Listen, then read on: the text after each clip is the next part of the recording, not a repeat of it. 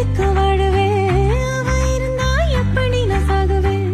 அவ சிரிக்க என்ன வேணா பண்ணுவேன் நான் தான் அவ கண்ணில் தூசி ஒண்ணு விழுந்தா அதனால அவ கண்ணு கசிஞ்சா காத்த நானும் கட்டி வச்சு மிதிப்பேன் நெசந்தா நெசந்தா